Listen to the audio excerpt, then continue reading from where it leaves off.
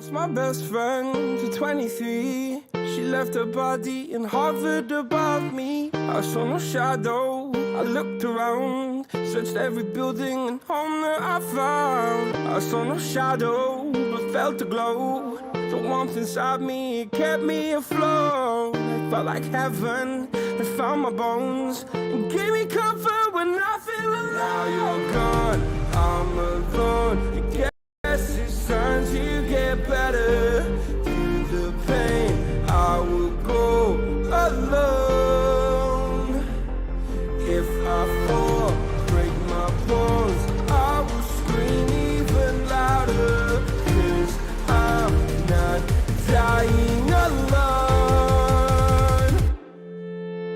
I lost my best friend to 23. She left her body and hovered above me.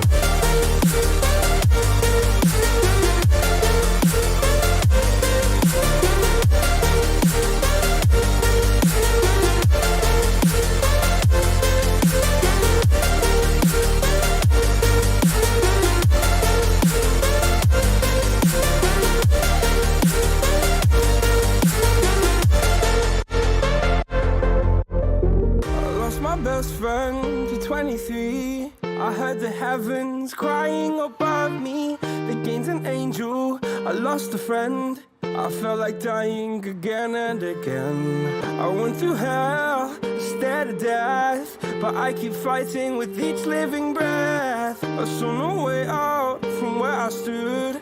Felt like the fire had burned me through. Now you're gone, I'm alone. I guess it's time to get better. Through the pain, I will go alone.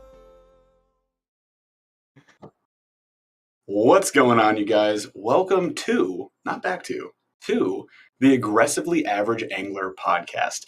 This is our new podcast. I'm really excited for it. I've been looking forward to this for how long, Paul? 2.5 months. Our 3-week break took 2.5 months to complete. So we apologize for that.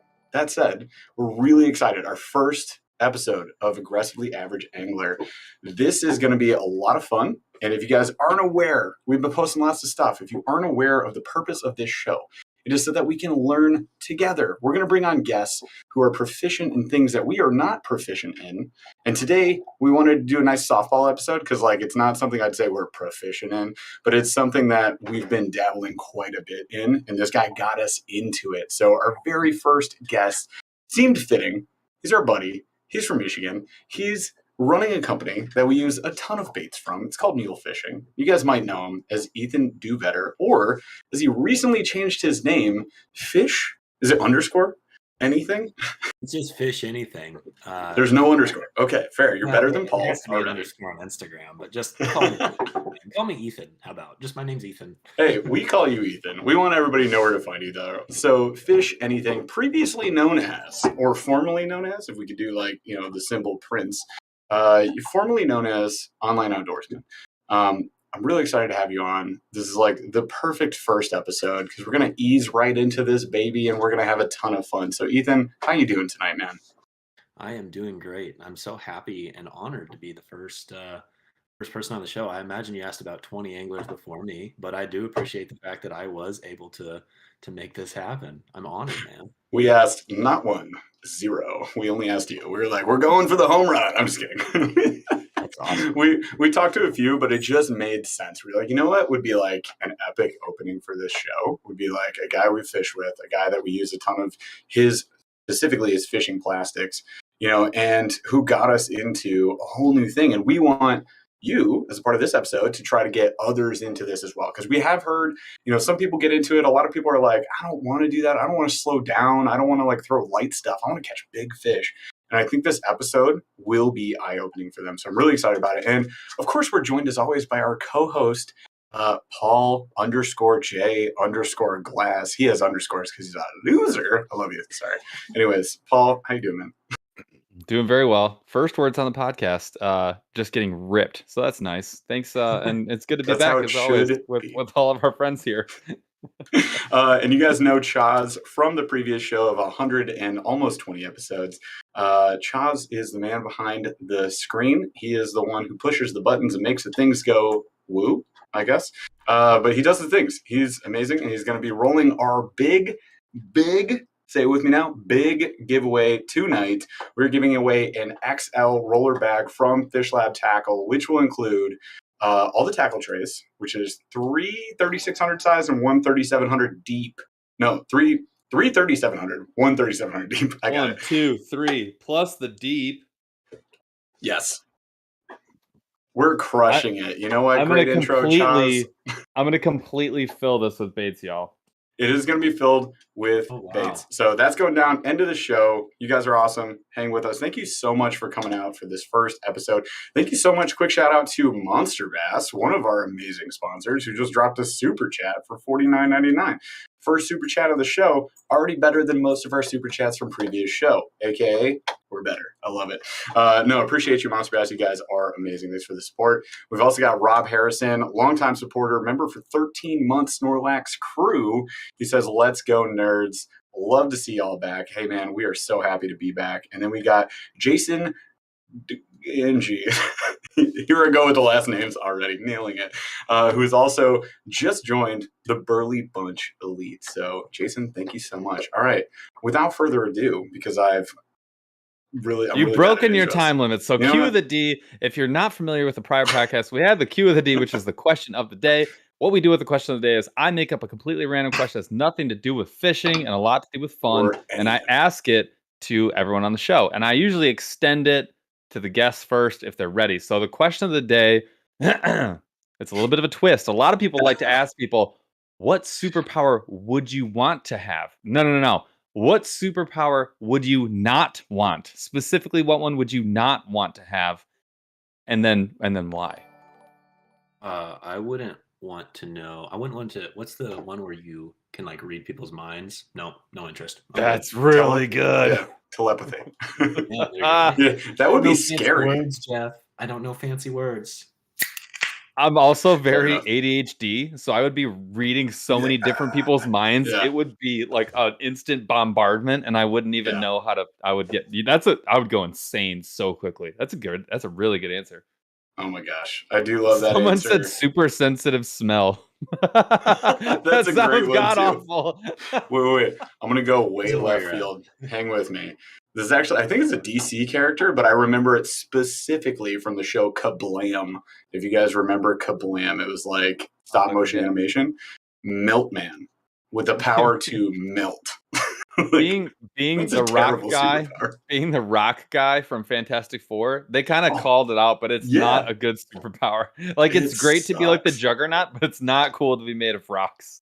I would say that probably was the most popular answer, which is what I expected. I expected people to say invisible. That power seems like it would suck after like 2 months. Yeah, I mean, unless you're I would definitely bad guy.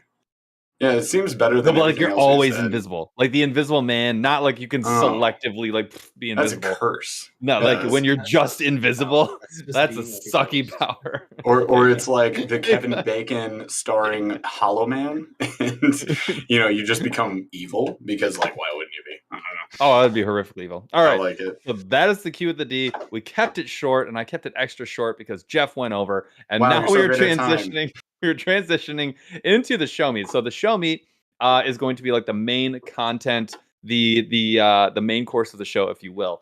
And this is where we're going to pepper Ethan with questions. And our goal here is really to extract as much information as possible. We're going to target like beginner to intermediate anglers, right? Like we want to start with like, let's understand if I'm maybe not comfortable with ultralight, if I've maybe never get exposed to it, or if I want to get better at it. What are some of the core tenets? So I guess one thing. Oh, go ahead. Before you do, hang on, and I'll be the chat supervisor, if you will, for fancy words for Ethan. So Greg Lord Outdoors says, member of 17 months, by the way, the Snorlax crew, which, by the way, I didn't mention this in the intro. We do have memberships. You can check join below if you guys are watching this on YouTube. And we do all sorts of cool stuff, including members only live every single month, which is a blast, and special giveaways just for you. So if you want to check that out, click join below. But he says, 3 of my favorite fishing dudes, super excited. You guys are back again. Thank you so much. We are excited to be back, and thanks for popping in, man. We also got Jesse Hoach, who says, just want to pop in and say welcome back. I'll catch the replay later, but got to put the kiddo to bed. Totally get that. We both kind of do that to, get the show going. And then we got Pima623, member for 18 months. Oh my gosh, that's a strong relationship we got going. And he says, let's go. All lowercase, no exclamation points. I love that. Very bland. Let's go. All right, let's cool. proceed. Let's dive in. Oh my gosh, never mind. Army Outdoors 88N is here. Member of 19 months, he had to supersede the other person, so he got over Pima by just 1 month.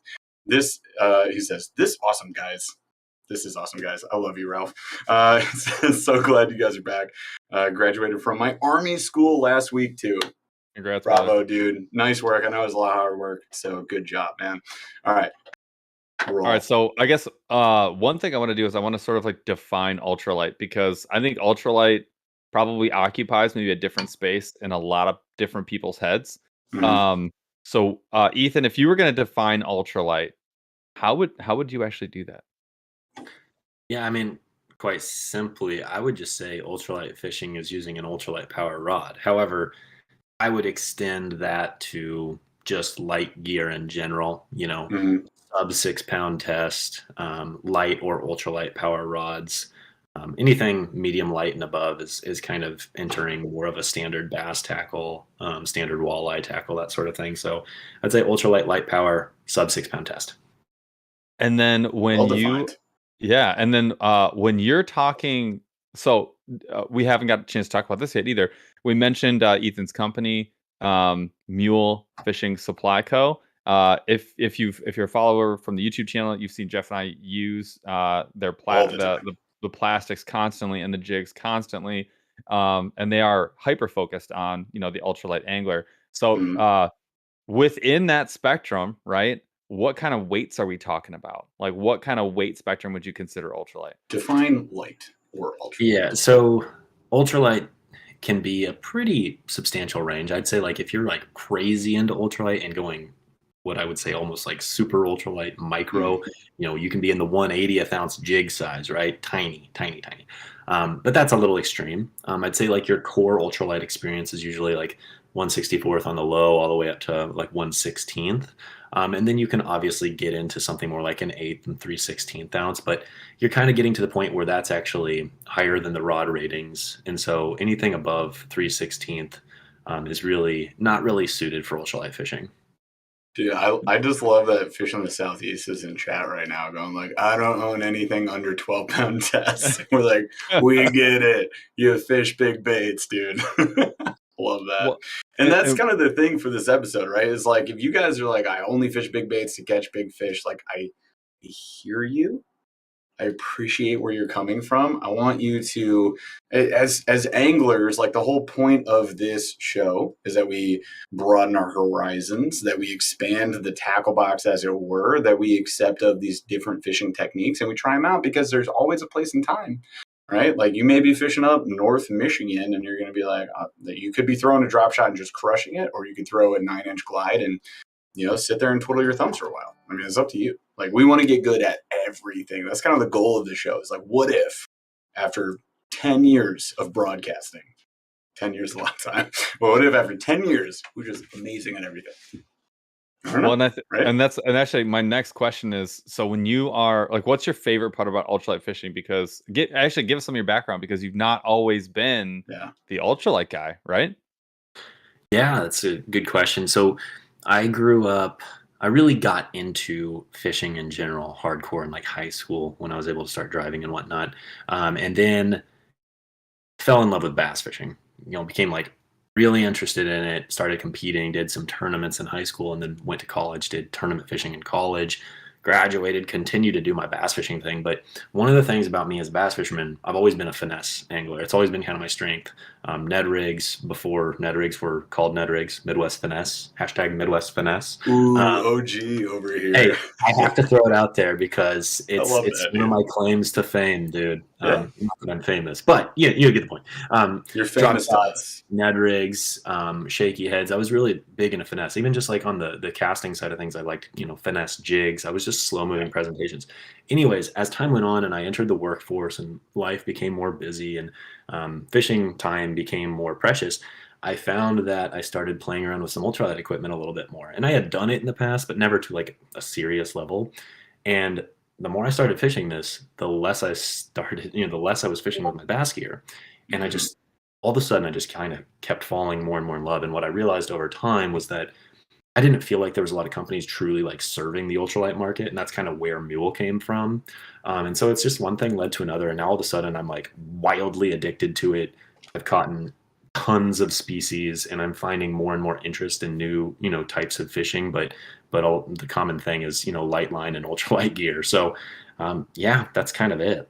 Dude, and that's just it. Like, you can catch anything, including giants on it. And I got to tell you guys, like, the most addictive part, I think, was one of two things. One, river smallies of any size. Because as soon as they get in the current on an ultralight rod, you're just like, whoa, watch that thing bend. It's so fun.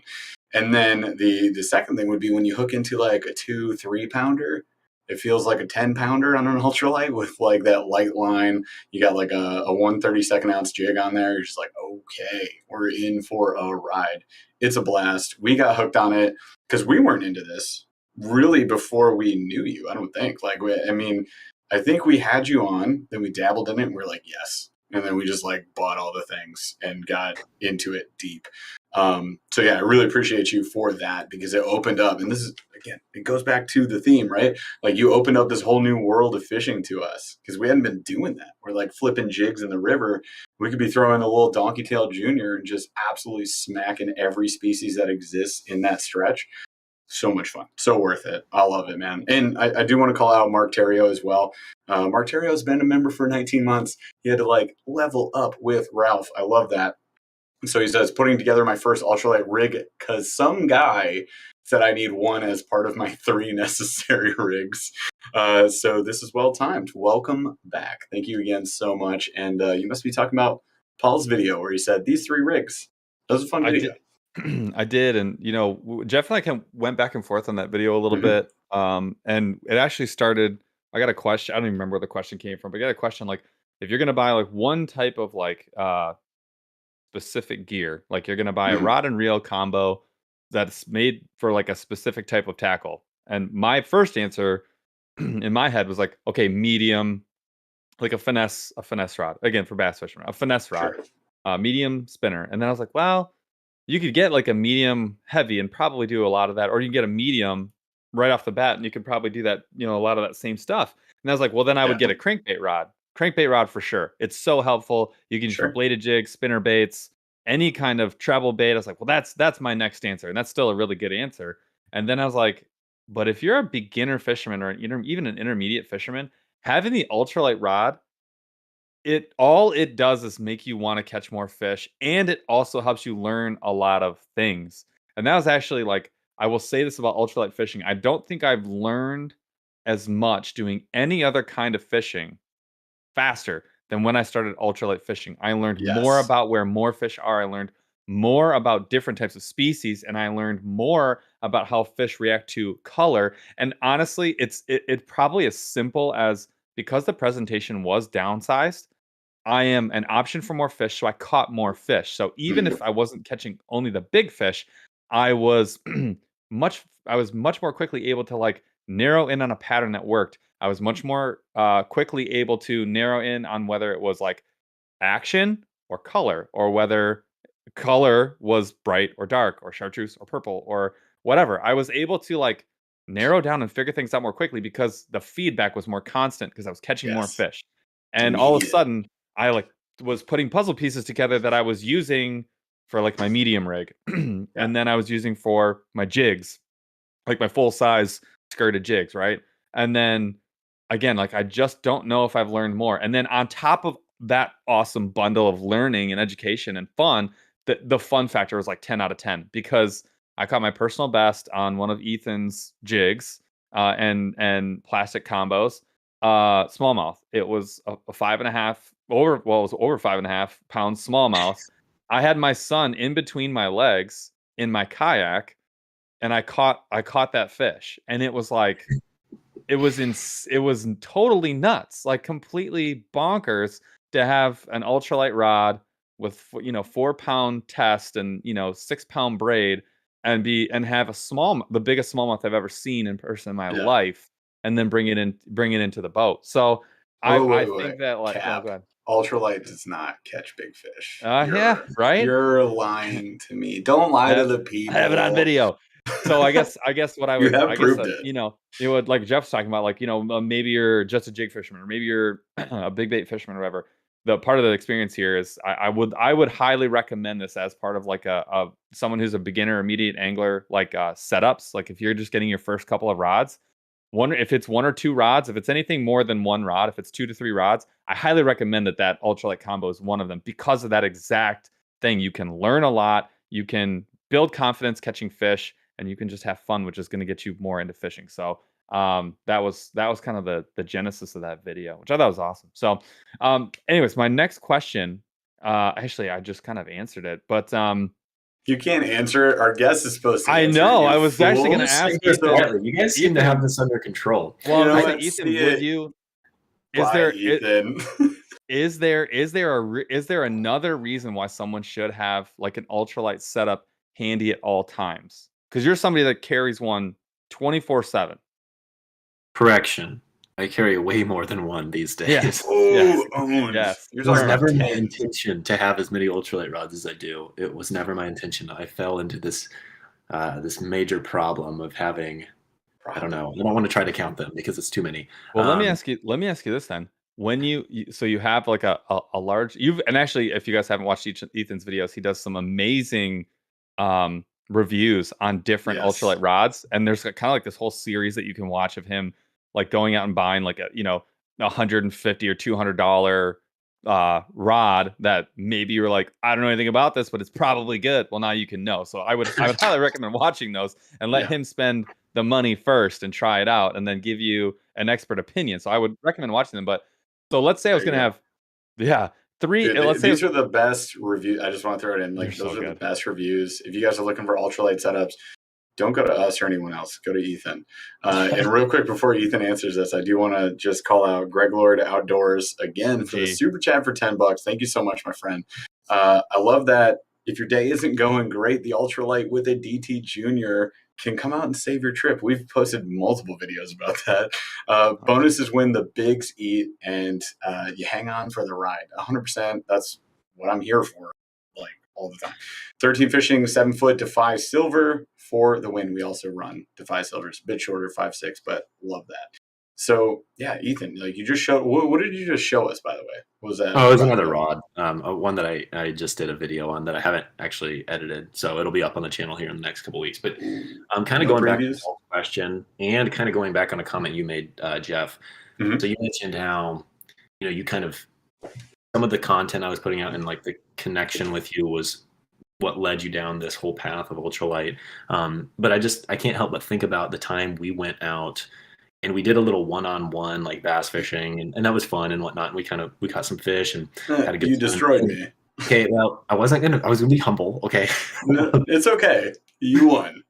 So okay, well, I destroyed Jeff in a one-on-one, whatever. But after that, so we're trying to figure out, okay, so what do we want to do now? We've kind of finished this competition up, so we were fishing around a little bit, and that was a perfect example of kind of what Paul was talking about. We got out the ultralight sticks and we turned a pretty slow bite into a absolute, smash fest. I mean, we caught a ton of crappie, some really nice quality bluegill. Yeah. And so an ultralight is really a good stick to have around to kind of save your day. I think that's kind of what a couple of the comments mentioned as well in the chat. But on top of that, to Paul's point, you can learn a ton. And I think to kind of build off of what Paul was saying is, a new type of fishing in general allows you to learn more about other species. And so whether we're talking about ultralight fishing or fishing with big, heavy gear or whatever, I highly encourage all anglers to try to learn more about other species to actually better themselves at what they want to be good at. So for example, if you want to be the best bass fisherman on the earth, I will tell you that if you spend all your time bass fishing, you're going to be good. But I think you'll actually get even better if you spend a little bit of time chasing perch, chasing pike, chasing muskie. And the reason is because in whatever bodies of water you're on, they all have a relationship. The ecosystem has all these different moving parts. They've got all the phytoplankton and zooplankton, which then gets consumed by the tiny bait fish, which then gets consumed by the little bit bigger fish, and then the bigger fish, and so on and so forth. And if you can understand how all those different fish are fitting into the ecosystem, then you're going to be better at the bass or at the pike or whatever it is that you're going after. So that's kind of my main goal in life, is like, I want to be the best multi-species fisherman out there. I want to be really good at catching any fish in any water system by the time I'm like an 82-year-old dude, having a bush light and a rowboat, because that's kind of my planned retirement. That's perfect. With unlimited plastics. With unlimited. So I just kind of ranted there. I just like rambled. No, it's perfect. That was great. And it leads me to another question. So we talked about multi-species angling being hang on. Before your question, it leads me to the collusion of this friggin' ridiculously loaded voting scheme. What are you guys?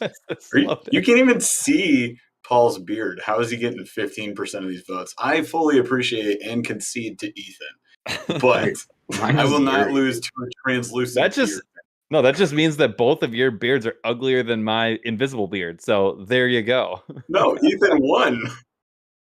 Ethan should win. You should cap it off at 69%. But there's no way. Me. There's no way that Paul is beating me. Get out of town, you fibbers. Anyways, you had a great question. Go ahead. So we talked about becoming good at fishing multiple species, and if you haven't checked out Ethan's YouTube channel, it's Fish Anything. It's no longer the Online Outdoorsman. It's Fish Anything. We've seen you hunt crappie. We've seen you catch your targeted golden grail bluegill. The hunt for 10. The over 10, which was amazing. Yep. We've seen you definitely catch bass. I saw you catch a walleye a couple weeks ago, so that was awesome. What species do you feel like you are going to target next, in terms of like looking at that list and saying, all right, I'm a multi-species angler. I've kind of been working on the perch. I'm getting pretty good on the other panfish. What's next on the list? I go back and forth so many times. So I've got about 10 ideas for what I want to do. And I can't tell you at this time what is going to be prioritized first, but some of the things that are most exciting to me, I really, really want to just dedicate, a couple months to pike. I just want to do that. I love pike. I don't love them when they snap me off and cost me money, but I do love them when I fight them and when I get to, just admire them. I mean, they can get really big. They hit like just a freight train. They don't fight as hard like throughout the battle as a bass, but they hit so hard and so mean. So that's one. But another one is yellow perch. I don't know much about yellow perch, but more specifically, I'd like to know more about them throughout the entirety of the season. And why I say that is because I can catch them good through the ice. I can catch them good at ice out. But the second the water temp gets above about 45, 50 degrees, they're unspawning and they just become less active. And I catch them, but just not regularly. So that's definitely a species I'm intrigued by. And aside from that, I want to continue to learn more about just like river smallmouth. I feel like when I go river smallmouth fishing, I never know. I don't feel like I truly am dialing in a pattern. I feel like I'm just fishing. And I want to better understand moving water. What I grew up with in Kansas was reservoirs, farm ponds, but I didn't grow up with like rivers for smallmouth especially. So that's something I really want to focus on. But I've been saying these things for a while now, and it's just time is limited, man. I'm having a lot of fun doing what I'm doing. We get that 100%. And on the note of perch, I caught a massive perch the other day, and I believe it was on a free rig. Yeah. It was on a free rig, yes. And it was absurd. It was massive. And it should have been my taco, but I didn't feel like dealing with it. Anyways. That would have been dinner for one. It was a jumbo. It would have been a full dinner, I know. Certified jumbo. Honestly, let the giants go. I know. I mean, I typically do, but like, yeah. If Paul's there, I'm like, hey, you want to eat this thing? Like, let's go eat this thing. Then he has to make me make the executive decision to put food away, which I'm not good at. But also pike, like it's been a crazy weird year for pike. I just want to point that out. Like for Paul and I, we normally are in the multi-double digits at this point in the year and speeding up towards the fall. So this year, I think I got 5 and I caught 2 of them this weekend. So it's like, wait, what is going on? So yeah, I'm with you there. Like, and we'll have somebody awesome at pike fishing. I'm sure at some point. That's the point of the show, right? I would love to learn more about pike. Like, where are they? What are they doing? Was I just accidentally catching them? Yes, probably. Like, how could I target them better and do a better job with that? That would be amazing. But I would love to see you do that. A couple people mentioned like muskie, perch. I think would be huge. Like, largely either seen as overrated or underappreciated type fish. Like, I would love to see more of that as well. So, and yeah, it was fun with the when you were going on that series for the 10. That was fun because it creates that storyline behind that fish too. And like most of us maybe are just like, hey, I'm gonna get a line wet to catch fish, sick. Like, but the point of our show is we're trying to get better at doing that. So you can be like, is that water? There's probably fish in there, and I can catch them. And I want to know how to do that better. So like the search for the 10 was cool because it was like you targeting specifically these like big gills. Like, how am I getting on these things? I love that. Should we do a mid show? I was gonna say, can we do one? I want to go yeah. one thing, and then I'll run the mid show. My favorite part about catching a pike is for sure number 2 is the hit. Like the hit is startling. However, my favorite part is when you catch a big one, and they're in one of their big run. They do a big run, and then they just flop over, and they start coming in, and then they do another run when they realize that they're about to be pulled into a boat, and then they flop over. Then there's usually one more run when they see the net. Mm. I love it when Paul loves the runs. Paul loves the runs. These are facts. So the irony is my favorite part is actually not the runs. My favorite part is when you get one of the big pike that are angry, and they finish a run and then they just stop. When you catch a really big one that's well fed in cold water, there'll be a point in the fight where you'll think you have lost that fish, and it's because they've decided they're not moving and they're not going anywhere, and you'll be like, you can slackline and they won't go, and then all of a sudden they'll give up. But it's like that moment when they're just like, no, that is my favorite part. When you set the hook and you thought you broke off because the fish is so fast and it comes at you so hard. There's nothing. Oh wait, reel down. Oh, he's on. Because they are 1,000 miles an hour. Just like they're incredible. They are. All right. Enough pike love on the Bass Mostly show.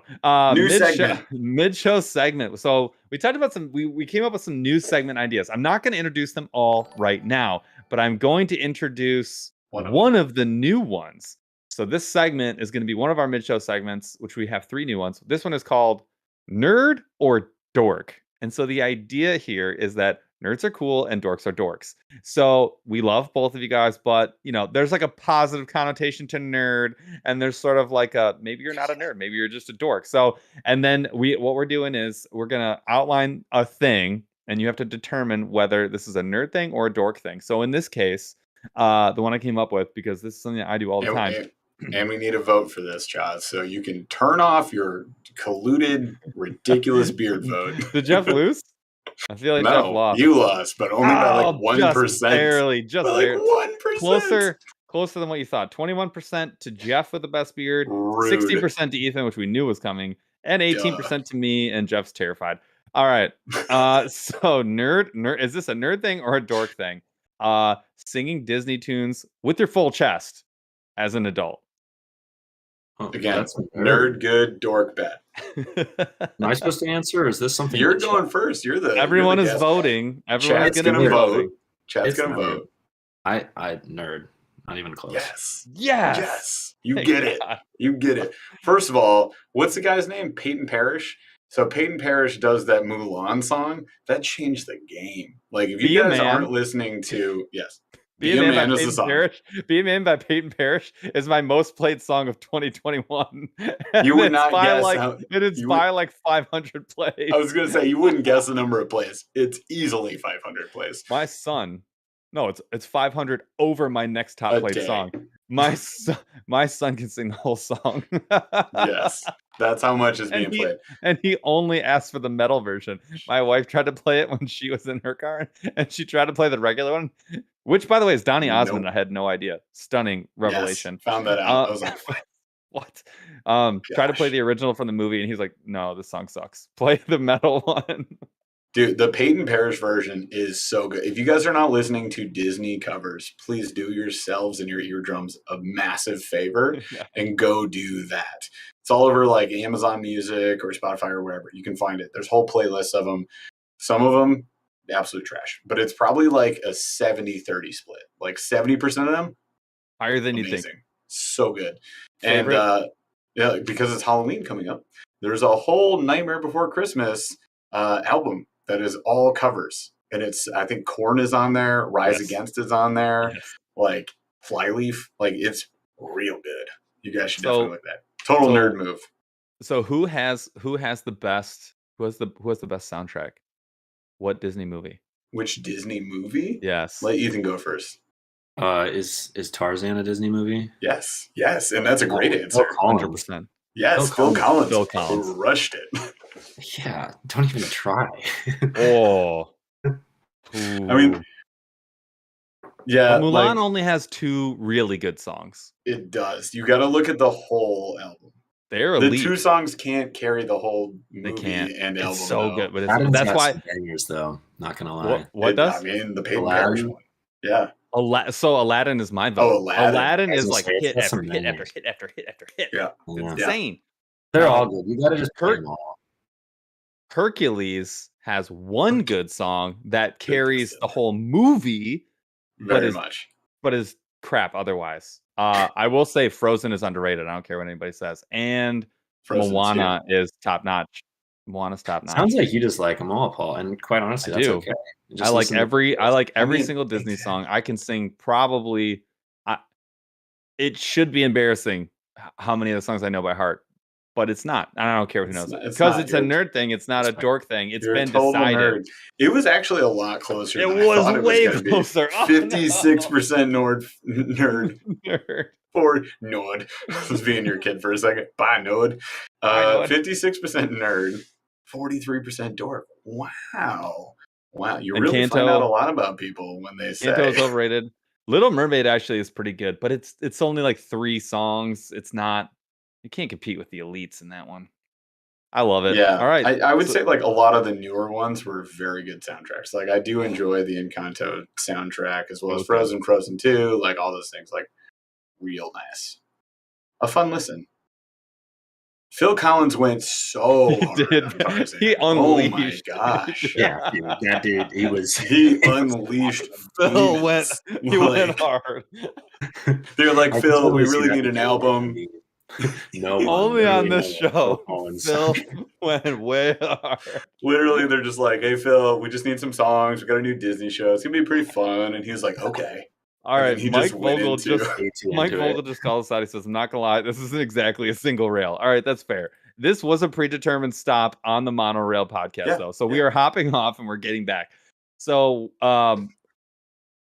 yeah, we're still on one rail. Trust me, bro. This was a stop on the line. We can go further. So we're getting back to Ultralight. So I wanted to talk a little bit about setups. So what is how do you end up with a bunch of setups other than just buying some? Like if you like, what are sort of like, if I was going to buy, let's say I was going to buy 3 types of ultralight rod, are there even types and what types should I be targeting if I'm like getting into it? If I'm being honest with you, I do these ultralight rod videos because I don't want people to own way too many. I think a lot of times, good point. This is like a hard thing for me because like I do all these things and sometimes it feels like people are like, oh, I need 10 rods. Like, no, I'm saying the opposite. I'm doing these so that way you can pick the right one from the start. You can get by with 1 ultralight. You can get by with 2 ultralights. Anything above 3, I would say, is excessive. And I'm living excessive at this time. Eventually, my goal would be, I would like to find a rod that I can kind of hopefully maybe work for the company, Say it louder. Say it with your chest. Hopefully find a sponsorship. And kind of have a rod that is like a more of a signature series and doesn't have to have my name on it by any means, but I want something that I really like for all purpose and that I can get behind. And I would like to just fish that. And that would be like mostly pretty much exclusive. However, at this time, I've used a lot of them, and a big part of the reason that I do these is because there is a lot of variance, and I would say there's more variance between ultralight power rods than there is between any other power rods because it feels like rod companies have a hard time defining what fast means, what ultralight means, and so I've found so much variability between this rod and all different price ranges. So I guess my point is one, you don't need too many setups. I would take a look at what you plan to throw and what you plan to target. If you are going to be fishing with a lot of jigs and you're going to be fishing for like a harder mouth fish, like a lot of bluegill and other sunfish, maybe some small bass, you're going to want a fast rod. You're going to want something that's a little stouter feeling. If you're going to be fishing with like little spinners, like, like a little rooster tail or something like that, maybe you're going to be targeting some more trout. Maybe you want to do a little bit of crappie fishing and they've got a little bit, they got paper lips, people say. You might want something just a little bit softer blank, right? So the same principles I would say that apply to bass fishing apply to ultralight. And so it's kind of just according to what type of fishing you're going to be doing, you want to find that same flex with your rod. So I guess I'm just kind of going really all over the place here, but no, this is pretty on point, my friend. You're tracking. You're like, I'm so scattered. Here's specifically what you need: steps 1, 2, and 3. I would agree. Yeah, I would say if you just want one, I would try to find something that's fast, but not like weirdly fast, because that can basically fish anything. And an example of that would be like a temple fork trout and panfish. It's been a really versatile rod for me. I have the 6-foot model as well as the 5, 6, and 7-foot. Again, too many rods. But the 6-foot, that length seems to do extremely well for numerous occasions. And I've used it for all species, and I've had tremendous success with it, whether I'm throwing treble hook bait or a jig. If you plan to fish mostly jigs and you plan to fish for some of those harder mouth species, stuff like the 13 Fishing Defy Silver for $50 or the Shimano Sensolite for $50, great entry level or kind of like that mid level. If you want to go a little bit higher, you can obviously go into something like a Dobbins. Some of the Daiwas are incredible, and they're generally pretty fast and they do extremely well for jig fishing. Yeah, that would be kind of my, and then I guess technically if you want something with a lot of flex to it, something that's not fast and you're going to be throwing a ton of spinners, I did like the Thinwick Eagle a lot. It was definitely a little bit more of a moderate feel to it. I just picked up this Moonshine Rambler, which I'm going to be doing a video on soon. It's a sick rod, but it's more moderate than what I would have looked for. Ooh. And it kind of proves my point, what I was talking about earlier. It's like, this Moonshine Rambler, they call a fast. And you put this next to the Dobbins, which is also listed as a fast, and a Temple Fork, which is also listed as fast. And all three of these rods could not be more different. This is a moderate. I don't care what they call it. It's a moderate. The Dobbins, they call it a fast, maybe even an extra fast. Temple Fork called a fast, true fast. So that's why I do these videos, because it's just all over the place. Yeah. And it makes them... I'll say this, it makes a monstrous difference. So I used to fish ultralight all of the time. It was like my jam for a couple of years in the creeks and rivers specifically. And I found myself only using small crankbaits and small spinners, inline spinners, because of the fact that I had that Fenwick Eagle, which I loved, but I would be missing hook scents constantly. I would think I would have a fish on because they'd be gripping the bait so hard and I didn't penetrate. And so it makes and then once I got into the 13 Fishing Defy Silver that Ethan recommended, which by the way, for $50 plus, I can't recommend. I did in the video, you can see the reel that I recommend, but for $50, it's like you're losing money if you don't buy it. And that rod on a jig setup I think it's perfect for me, especially at the 5.6, because I have caught giants where the rod is bending all the way down to the reel, and I have caught super tiny fish, all using 99% jig style baits, and I have loved the entire experience. But it has made for a completely different experience. The fast action, and I am so keen on a fast action, and even if I'm throwing a spinner, I would still rather have it be fast than have a moderate. I just think you can feel so much more. You have so much more control over your bait, and you know when you get a bite. To Paul's point, when you use a little bit more moderate rod, you're constantly having that tip bouncing around. It's always wobbling a little bit. So you feel your rod, you never feel your bait. And when you're throwing true ultralight stuff, 1/32 ounce jig, it's hard to feel your bait if you're not using the right type of rod. So I would say, no matter what style of fishing you're doing, I would really try to lean into something at least semi-fast. Because the Temple fork, I could do it all with that. Like I could easily throw a spinner for trout and I would have no issues. So anything less, anything more moderate than that to me is like, I'm just not looking for that. It's probably hurting your chances. Yeah. For a lot of things it is, yes. Yep. Yeah, So, I mean that's huge. And this is again to the point where if you guys are looking to get into this, like take it from us. We took the recommendation from Ethan to go get what we got. And you nailed it. It worked. Like we really enjoy the Defied Silver. I actually have the Sensolite for my BFS setup, which is, I believe, a question we were going to ask today. That was going to be. I have one question before the BFS question. I really want to get to that one. Fine. So my next question, and this is what is your recommended line setup? Because I have come to understand when it comes to the whole setup, to me and this is my opinion, what I've learned in the last couple of years. To me, the reel is the least important. As long as it's close to the right size, you're okay. The rod, I have a hard time determining what's more important. The rod setup, as long as it's good, or the line setup has been absolutely critical for me. So I would want your opinion on which one's more important, line setup or rod, and then what line setup would you recommend for somebody who's like just wants to get into it and start catching the fish? Yeah, so I would say rod and line are both extremely important. I don't know that I would put one above the other necessarily. I think you have to have them both. You have to have them both dialed in. Line is extremely important for casting distance, and pretty much casting distance. Rod is important for bite detection and for driving the hook home, obviously.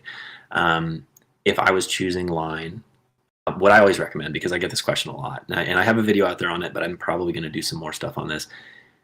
I personally like mono or I like braid. Both are fine. I think if it was up to me, I'd probably fish braid more than mono. I like 6-pound braid, but I think it is important to get a high quality braid. I think you're better off if you spend just a little bit more, because it will save you money in the long run, and it'll also lead to less headaches on the water. So a couple braids that I've found that I really like, I'd say the one that I actually like the most, but it's quite expensive, is the Spro. I think it's like a Spro finesse braid. 6-pound test. I actually have a pink model. It's kind of pretty. And then I run 4-pound Trilene Sensation. It's a copolymer. I just call it a monofilament copolymer. So it's like a coated monofilament. But I use that as a leader. $10 gets you a spool of 330 yards. You use that. There you go. Yeah, I mean, if you're using it as a leader, I mean, you'll have that forever. So as long as you're not leaving it out in the sun, you're going to be fine. So that's kind of my go-to. That would be my staple. I do use a lot of 2-pound monofilament. And when I say monofilament, again, it's that same copolymer. It's the Trilene Sensation. I've experimented with others. I would say that sometimes you find something a little lower diameter, which does lead to better casting distance. I want to say was it Gamma? It might have been Gamma that I was using that was the case. However, sometimes that leads to just a little bit more brittle feel, and it snaps more often. So Trilene Sensation is like the perfect mix for me of, it's really freaking strong for what it is, and it's still low diameter enough to get that casting distance. So line, the reason I recommend 6-pound braid or 2-pound mono is because of the low diameter. What that low diameter does is when you're throwing something really small, it allows you to have a little bit more speed and velocity behind the line, to where when you cast, you're actually getting much further. Because this is more so from a beginner standpoint for ultralight, do not be that concerned about it. If you want to use 4-pound test to kind of give yourself some security, that's totally fine too. Lastly, I will close it with fluorocarbon is fine, but I've had very mixed opinions on it at this point in time, because I find that it's just very brittle. Any fluorocarbon less than 6-pound test I've just found it to be very, very brittle, and monofilament has so much stronger abrasion resistance in my experience, that I can dog a fish out from under a dock. It can shred me up, but I'll get the fish, and then I'll just have to snip off some line. Yeah, I think Nice. that's that's probably one of the biggest the biggest things is getting that line set up. Because the other thing that the braid is allowing you to do is sensitivity, like the immediacy of the feedback into your rod. Like Yeah, that's what that is that, and hopefully visibility catching it. too. Yeah, that's the other thing is sometimes when you have when you have when you have a really light, a super light jig, you'll have some sensitivity, but you're not going to be able to maintain contact the entirety of the time. And if a finicky fish or a finessey fish picks it up, like actually lifts it, like comes from the bottom, which is what they do, and eats it and moves Mhm. away, you're going to see the bite Yes. before you feel the pressure or see your rod tip move. You'll see your line move, and you can set the hook based on the visual fact that you're looking this way and your line's going that way. And that was going to be the only thing that I'd probably add. What Ethan said It's is a great call. he Absolutely. mentioned pink braid. Yeah. We've had people who are a hell of a lot better fishing than we are recommend either white or like a chartreuse, like a super bright. The nice thing about white, which I honestly still haven't put to the test, even though I have right there 3 different white braids, Yeah. is that it is a little more invisible when the fish is looking up during the daytime. It's a little bit more invisible than like a chartreuse, but both colors stick out quite a bit against almost any background. So that'd be the only thing I would add. I only have I have one more question, and Well, then we hang on. have. So on Oh, that go ahead. point though, there's a lot of guys in here going Oh, like, "What's keeping this from breaking?" Specifically, a fish in the southeast who doesn't fish under 12-pound test. So yeah, I'm gonna let our guest answer that. yes. Ethan. Drag and using your rod. Um, if you have your drag set properly, there's no reason why when pressure is applied that your line won't get peeled out before it snaps. The other thing is use your rod. If you're Mhm. putting if you point your rod directly at it and you don't let your rod bend, of course you're going to snap it up, right? You're putting all the tension on the line. If you use that rod and you let it flex, and then when they want to run, you let them pull that drag, you're fine. I've caught like 30-inch pike on 2-pound test. You know, I've caught carp. I don't even know how many pounds because I have no idea how to guess how many pounds a carp Yeah. is. But I've caught big freaking carp on 2-pound test. I've caught all these things, and it will surprise you how much stronger a line is. I was actually totally different subject, but I was actually talking to a friend the other day who's really big into big swim baits. And he talks about guys that throw big swim baits, 2, 3, 4 ounces on 12 or 10-pound test, even 10-pound test. Does that tell you that you can get away with lighter line? Absolutely. Especially with a treble Chaz hook. does that. And I think Yeah. the last thing I'll say is Ethan mentioned setting the drag. So if you're a beginner angler, this is something that maybe you're used to not having to worry about it because you're relying on 20-pound braid with your bait casting setup and a 7.6 or 7 or 8 foot rod. When you're using a shorter rod, it matters more. So the way that I set my drag, and you guys correct me if I'm wrong here, but or if you have a better way of doing it, the way I set my drag, my thought is in my head, I basically grab the line right above where the reel, where it meets the reel, and I just pull on it. And in my mind, I need to have enough.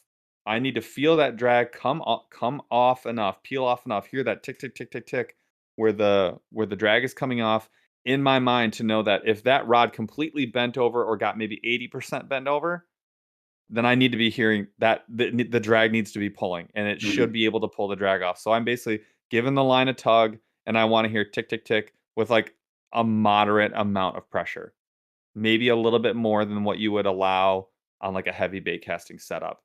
And a heavy bait casting setup, if I want to set jig hook, like I can't have the drag impeding my hook set. So the drag's Right. pretty heavy. I might pull on it pretty darn hard before I hear the drag or feel the drag go. And then in this case, it's going to be a Totally little bit different. lighter. The exact opposite, basically, where I'm going to rely on the drag to not bust my rod or break my line. That's Any huge. issues with that? Is that kind of how you guys do it? You just basically I pull feel on like it and that's be like, where. okay, that feels pretty good. Yeah, I feel Yeah, like I that's just like, where yep, good. you feel exactly. Yeah, it doesn't take much at all. There's Mm-mm. no science to it. You guys just listen for it, You feel got to it. feel it Right? out. Yeah, You'll you get have to it. like in your brain be like, okay, like how hard am I going to set this hook? Not very hard. And then knowing that I'm using 4 pound, maybe Yeah. 6 or even 2 pound test, you know what that brake strength feels like just pulling on the line, and then you just have to kind of gauge it out. And it may take I'm some on the trial and water. error, but that's really the I'm way to on the do it. water. Yeah, Yeah. exactly. This Like this is where a lot Get of out people there are and coming fish. from. Like I came from here. Because like I was throwing jigs, even with Neds. When I found those, I was setting that way too high. Yeah, like you got to get used to it. It is a different feel. It is a different mindset. Just trust the process. People like Ethan are crushing it. Go watch his Yep. videos. You'll learn about it. We have one last thing, and we get to give no opinion, so you get to give no backup because we're out of time. And this is just a yes or no, is BFS, our BFS, which is a essentially we'll call it a bait casting setup for Finesse ultralight, baits. is our BFS reels and setups for ultralight overrated? I think BFS has a long way to go. I would say as of today, for ultralight, yes, BFS is overrated.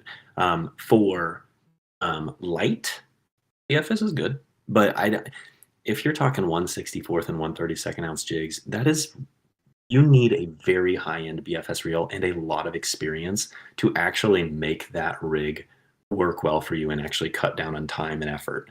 A spinning rod is going to do way better for you for ultralight fishing at all experience levels. Again, there's going to be some people that are like hardcore BFS guys that are going to hear that and they're going to be offended by it.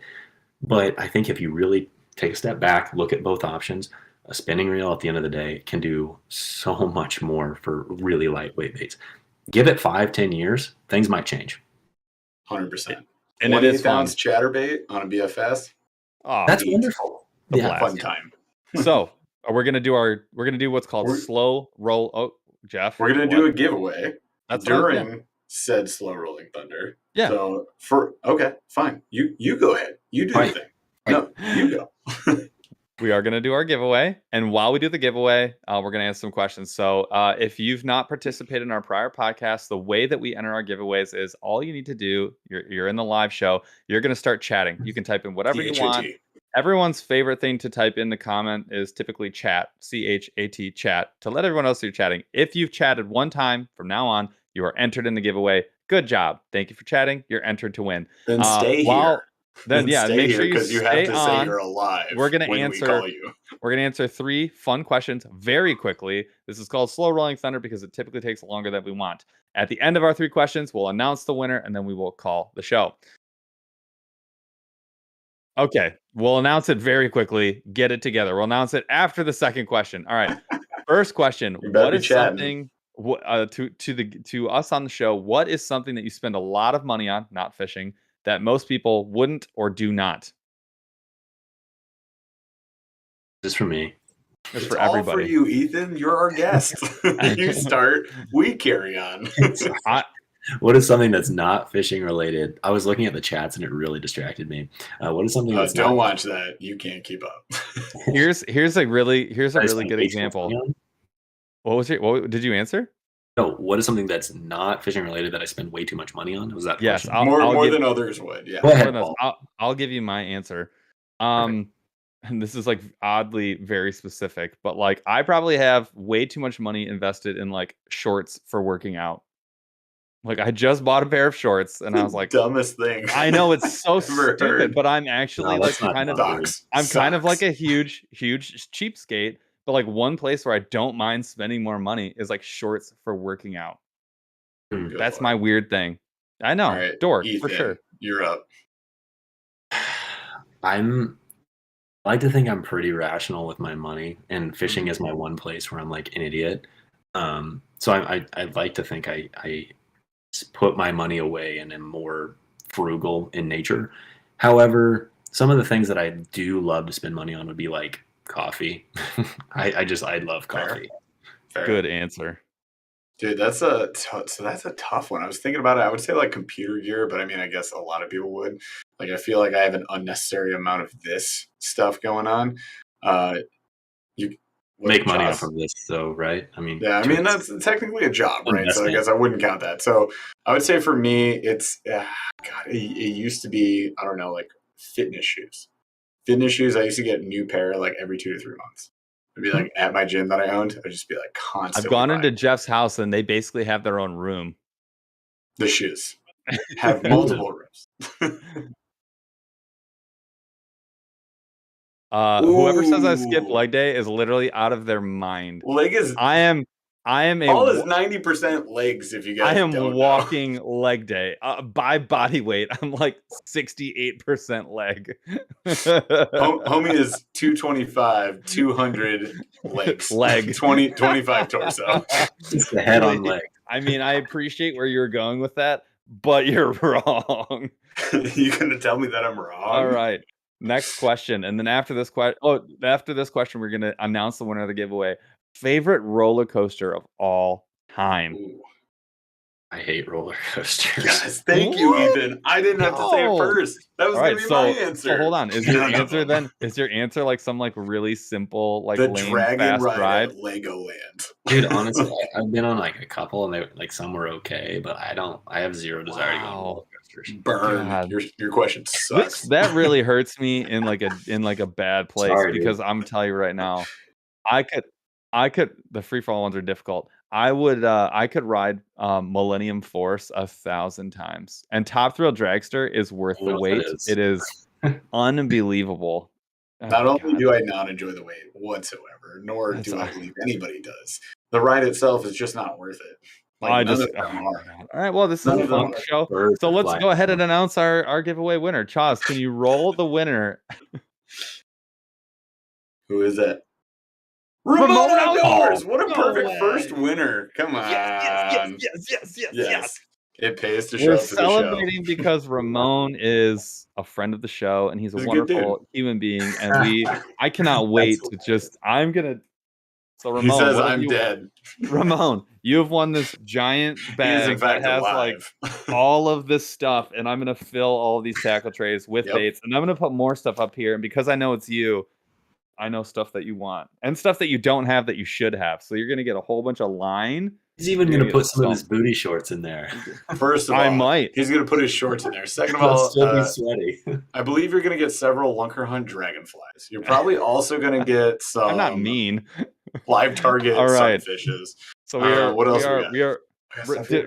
Do we need to give instructions to Ramon? Charles, what are the instructions for the winners of the giveaway? Ramon, the instructions are on the screen. Follow the instructions on the screen. Thank you, Chaz. All right. I'm not going to ask I'm going to ask last question. Jeff, prepare to take us out. Chaz, prepare to take us out. Beef sticks or snack sticks. You can only have one forever. No, not beef sticks. Like beef jerky, like dried beef jerky, like chunks, like real beef jerky or snack sticks. Which one are you going to pick? You can only have one forever.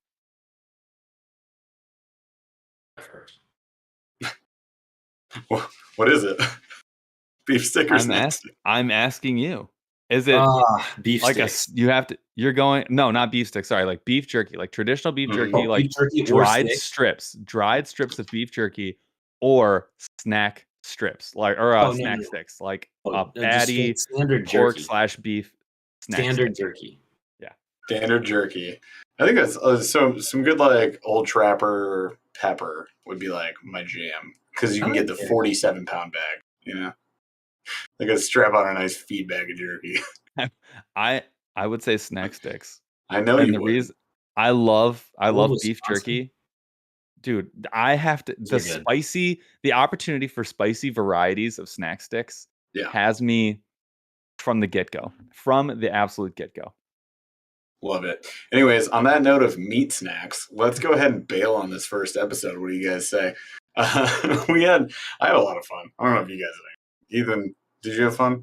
Was it fun for you? I had a blast. This is awesome. I hope to be back for like the 100th episode or maybe the 10th. 20th. That's it. Nowhere in between. Just 100. That's it. And then 200, then 300.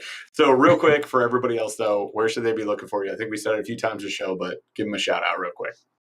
Yeah, so I was formerly Online Outdoorsman, as they mentioned. It just recently changed to Fish Anything. So on pretty much all social platforms, if you type in Fish Anything, you should find me. Still working on some of these things, but you'll find me no matter what if you type in online outdoorsman or fish anything, you'll find me. It'll come up. So honestly, you guys go subscribe to this guy everywhere you can find him. Taught us everything we know about Ultralight.